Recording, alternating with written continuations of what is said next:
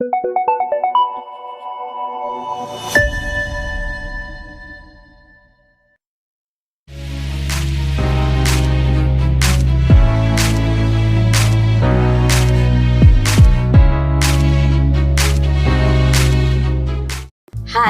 ini Lily.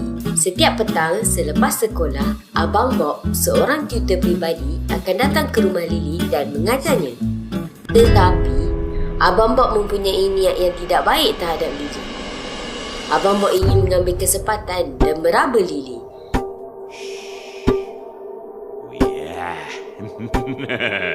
Lily kemudian menjerit dan melarikan diri dari Abang Bob. Lily kemudian memberitahu ayahnya mengenai kejadian tersebut. Lalu, ayah Lily menelefon 999 untuk melaporkan kejadian tersebut kepada pihak berkuasa. Akhirnya, Abang Bob berjaya ditangkap oleh polis. Ingat ya adik-adik, jika ada sesiapa menyentuh di mana-mana bahagian badan adik-adik, jerit dan lari. Kemudian, bagi tahu kepada ibu bapa atau penjaga mengenai kejadian tersebut. Assalamualaikum dan salam sejahtera. Saya, Muhammad Amin bin Mansur dan ahli kumpulan ingin membentangkan isu berkenaan jenayah pedofilia terhadap kanak-kanak di Malaysia. Setiap negara tidak boleh lari dari masalah jenayah. Namun, jenayah terhadap kanak-kanak merupakan perkara yang tidak sewajarnya berlaku. Masalah yang sering dikaitkan dengan kanak-kanak ialah pedofilia. Pedofilia merujuk Kamus Dewan Bahasa edisi keempat ialah keinginan seks terhadap kanak-kanak. Meskipun perkara ini dianggap janggal, namun sering berlaku di negara kita. Kanak-kanak merupakan individu yang berusia lingkungan bawah 18 tahun.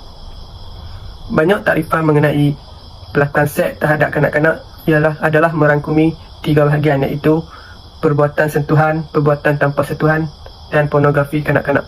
Dan ianya dikait rapat dengan kesedaran ibu bapa masyarakat negara tentang jenayah seksual terhadap jenayah pedofilia. Jenayah pedofilia ini merupakan satu penindasan terhadap kanak-kanak. Kanak-kanak yang menjadi mangsa jenayah ini akan mengalami trauma yang cukup mendalam dan menjejaskan masa depan mereka. Statistik menunjukkan keinginan seks terhadap kanak-kanak berusia bawah 14 tahun merupakan angka kedua tertinggi. Perkara ini menunjukkan jenayah pedofilia bukanlah satu perkara yang boleh dianggap remeh dan diabaikan. Semua masyarakat perlu memandang serius terhadap pedofilia ini. Tujuan kami memilih tajuk ini adalah untuk memberi kesedaran terhadap semua pihak bahawa perkara ini bukanlah satu perkara yang boleh dianggap remeh. Berikutan kes ini semakin meningkat saban hari. Diharapkan semua pihak dapat mendapat kesedaran dan masalah ini dapat diatasi sehingga kes pedofilia ini berkurangan dan mencapai angka kes yang minimum di negara kita, iaitu Malaysia. Sekian, terima kasih dan saya serahkan kepada rakan saya. Sorotan literatur beserta teori. Pertama ialah sejarah pendofilia. Pendofilia ini dipercayai wujud pada zaman Yunani pada abad ke-9 Masihi yang dikenali sebagai bentuk penjantanan. Antara tokoh yang telah menemui pedofilia ini ialah Saint Augustine, iaitu pada 335 hingga 430 Masihi pada zaman Yunani tersebut. Tidak lama kemudian, tercetusnya perbalahan dan kontroversi kerana telah berlaku perdebatan proses pre-ritual atau proses erotisme. Dalam undang-undang zaman pertengahan, peringkat umur untuk berkahwin sangat minimum dan melakukan hubungan sumbah marang dan homoseksual sangatlah dilarang. Melalui penjelasan daripada Revolusi Perancis pada abad ke-18, gereja tidak lagi bertanggungjawab dalam melibatkan isu kemoralan.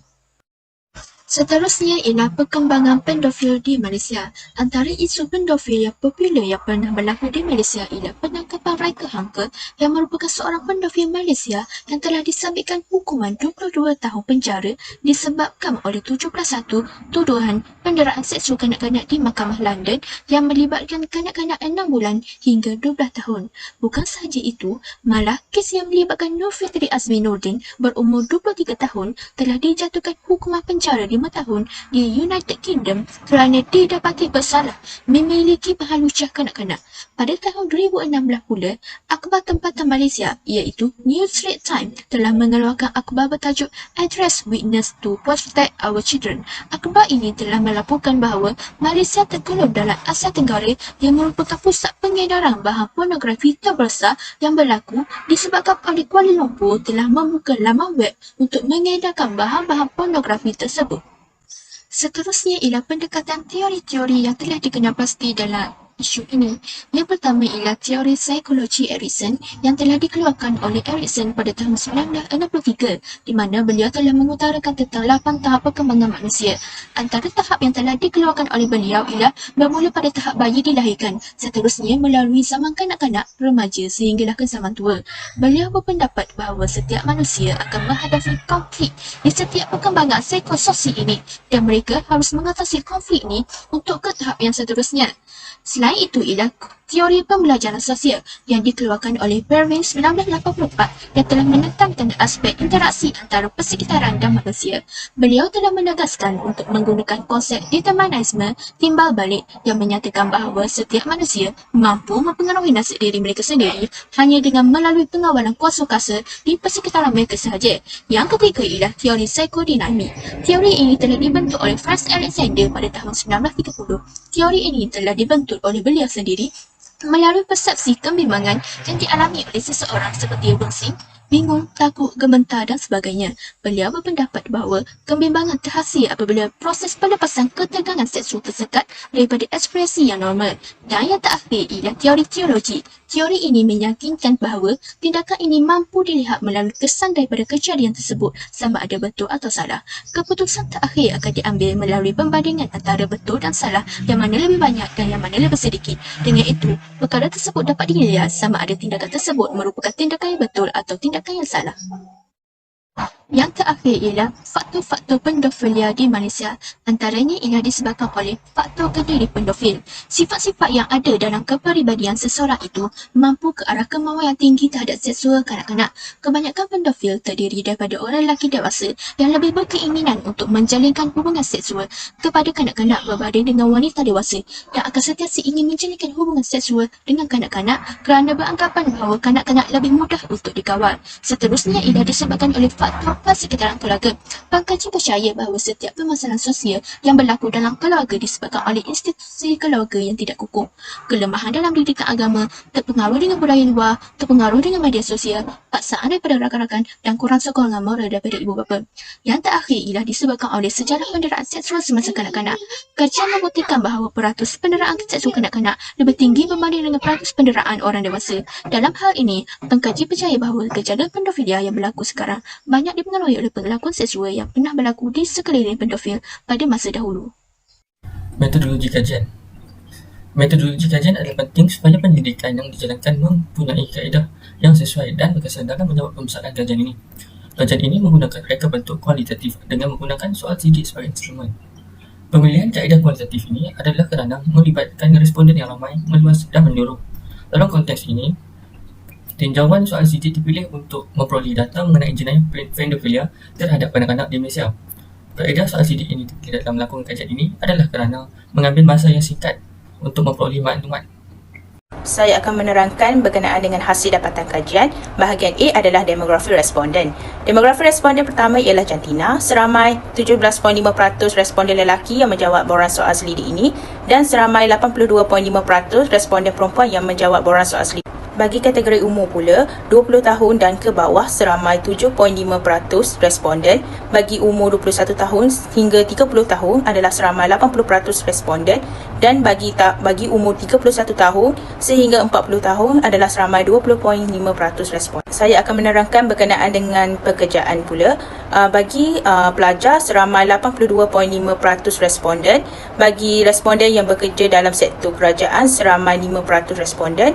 Dan bagi responden yang bekerja dalam sektor swasta seramai 7.5% responden. Bagi responden yang menganggur adalah seramai 2.5% dan bagi responden yang berkhidmat sebagai suri rumah adalah seramai 2.5% sahaja. Yang terakhir, saya akan menerangkan berkenaan dengan status responden. Bagi responden yang sudah berkahwin adalah seramai 12.5%. Bagi responden yang belum berkahwin adalah seramai 87.5%. Seterusnya, saya akan menerangkan berkenaan dengan bahagian B, iaitu persepsi masyarakat terhadap isu jenayah pedofilia. Bagi soalan yang pertama ialah, adakah anda memahami apakah yang dimaksudkan dengan pedofilia? Bagi responden yang menjawab ya adalah seramai 70% dan bagi responden yang menjawab tidak adalah sebanyak 30%. Bagi soalan yang kedua adalah, adakah anda sering terdengar berita yang berkaitan dengan kes penderaan seksual kanak-kanak? Bagi responden yang menjawab ya adalah seramai 97%, bagi responden yang menjawab tidak adalah seramai 3% sahaja. Bagi soalan yang ketiga pula ialah, adakah kanak-kanak pada masa kini mengetahui tentang isu penderaan seksual kanak-kanak? Bagi responden yang menjawab ya adalah seramai 78%, bagi responden yang menjawab tidak adalah seramai 22%. Bagi soalan yang keempat pula, adakah Malaysia sebuah negara yang tergolong daripada negara yang mempunyai jumlah penderaan kanak-kanak yang tertinggi? Bagi responden yang menjawab ya adalah seramai 85%, bagi responden yang menjawab tidak adalah seramai 15%. Bagi soalan yang terakhir adalah, adakah anda bersetuju bahawa kanak-kanak menjadi mangsa penderaan oleh golongan pedofilia? Bagi responden yang menjawab ya adalah seramai 90%, bagi responden yang menjawab tidak adalah seramai 10% responden sahaja. Perbincangan dan cadangan. Pedofilia merupakan kesalahan jenayah dan semua orang sudah mula mengambil tahu tentang makna pedofilia itu. Faktor terjadinya pedofilia adalah kerana faktor kendiri pedofil, yang bermaksud orang dewasa mempunyai keinginan seks yang kuat terhadap kanak-kanak. Ia juga berpunca daripada masa silam seseorang. Jika ia tidak dibendung, ia akan menjejaskan kehidupan seseorang itu. Oleh itu, pihak berwajib perlu menjalankan tugas mereka agar kes tersebut tidak berlarutan. Namun demikian, bimbingan daripada ibu bapa juga perlu bagi mengelakkan anak-anak mereka terjebak dalam kes pedofilia tersebut. Malaysia merupakan negara yang tergolong daripada negara yang mempunyai jumlah penderaan kanak-kanak yang tertinggi. Hal ini kerana ibu bapa yang sibuk bekerja dan selalu meninggalkan anak-anak mereka di pusat jagaan kanak-kanak. Oleh yang demikian, berlaku peningkatan kes penderaan. Ibu bapa dan masyarakat perlu mengatasi dan melaporkan dengan segera jika adanya kes penderaan di kawasan mereka. Dengan membuat laporan dengan kadar yang segera, isu tentang penderaan kanak-kanak akan menurun dan tindakan akan dikenakan secepat yang mungkin. Dengan itu, ibu bapa juga tidak perlu khawatir untuk meninggalkan anak-anak mereka lagi di pusat penjagaan kanak-kanak. Itu sahaja daripada saya. Secara rumusannya, pedofilia merujuk kepada gangguan mental di mana orang dewasa atau orang tua mempunyai daya tarikan atau perasaan seksual terhadap kanak-kanak yang masih belum masuk atau baru memasuki akhir balik. Selain itu, pedofilia ini selalunya mempunyai keinginan seksual untuk kanak-kanak di bawah umur 13 tahun. Pedofilia adalah kegiatan jenayah yang mana boleh dihukum dan juga dipenjarakan di bawah Undang-Undang Kerajaan Malaysia. Sehubungan dengan itu, semua pihak mestilah membendung isu pedofilia ini dan mengawal penularannya. Pertama sekali, ibu bapa harus memainkan peranan yang paling penting. Hal ini demikian kerana anak-anak memerlukan kasih sayang dan perhatian ibu bapa. Pertama sekali, ibu bapa hendaklah mendidik anak-anak mereka tentang batas-batas aurat dan pergaulan sejak umur 7 tahun serta memberikan pendidikan agama dan peraturan supaya anak-anak dapat memahami apa yang boleh dan tidak boleh mereka lakukan. Seterusnya, ibu bapa perlulah berhati-hati untuk menyerahkan anak-anak mereka kepada orang tertentu. Sebagai contoh, menghantar anak di pusat asuhan atau mengizinkan anak keluar bermain dengan orang yang tidak dikenali. Punca ini berkemungkinan nampak remeh, namun masih ramai ibu bapa terlalu mudah memberikan kepercayaan kepada pemangsa tanpa sebarang langkah. Dari sudut lain, ibu bapa juga harus mengambil tindakan sekiranya didapati anak mereka menjadi mangsa kepada pedofilia. Ibu bapa perlu membuat laporan kepada pihak polis dan mangsa perlu dibawa ke hospital untuk pemeriksaan lanjut. Bagi ibu bapa yang mempunyai anak mereka sebagai mangsa pedofilia, ibu bapa tersebut mestilah memberi semangat dan tidak perlu memukul, menghukum atau melemparkan kata-kata kesat kepada mangsa yang boleh menyebabkan keadaan semakin keruh dan kesihatan mental mangsa menjadi lemah serta sekaligus mematahkan semangat mangsa. Tindakan tersebut haruslah dilakukan supaya mangsa pedofilia diterima, tidak dipandang rendah serta tidak dihina oleh masyarakat sekeliling. Peranan yang kedua adalah guru. Guru memainkan peranan penting dalam memastikan keselamatan kanak-kanak ataupun pelajar.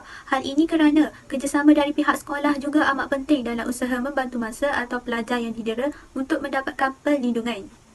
Menurut Zarina dan Azizah 2019, kanak-kanak perlu diberi pendidikan seksualiti supaya mereka boleh terdedah kepada tingkah laku seksual seawal mungkin. dan mengawal diri daripada melakukan aktiviti yang tidak bermoral. Di samping itu, peranan kaunselor di sekolah juga penting bagi membantu kerajaan menangani isu pedofilia dengan membekalkan pelajar pengetahuan pencegahan berkaitan langkah-langkah menyelesaikan masalah pedofilia para pelajar. Hal ini dikatakan demikian kerana mangsa tidak mengetahui bahawa pedofilia ini merupakan satu jenayah dan mereka tidak mengetahui saluran untuk mendapatkan sebarang bantuan. Seperti yang kita sedia maklum, kanak-kanak di peringkat sekolah rendah, majoritinya mereka berpotensi tinggi menjadi mangsa berbanding orang dewasa. Hal ini disebabkan faktor kenaifan mereka serta kurangnya pengetahuan di peringkat umur seperti mereka. Begitu juga dengan sokongan moral dan emosi yang berpanjangan kepada mangsa supaya mangsa dapat meningkatkan semula keyakinan diri untuk kelangsungan hidup yang lebih baik dan bermakna.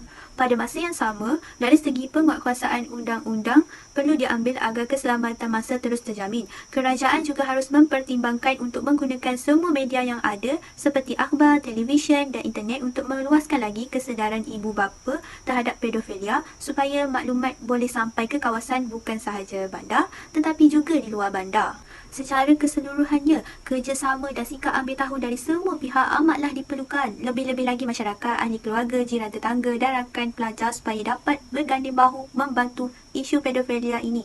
Melalui kajian ini, kami dari Kumpulan 2 mengharapkan masyarakat boleh meningkatkan kesedaran tentang jenayah pedofilia dan bersama-sama memerangi tingkah laku jenayah yang semakin mengejutkan ini. Sekian, terima kasih.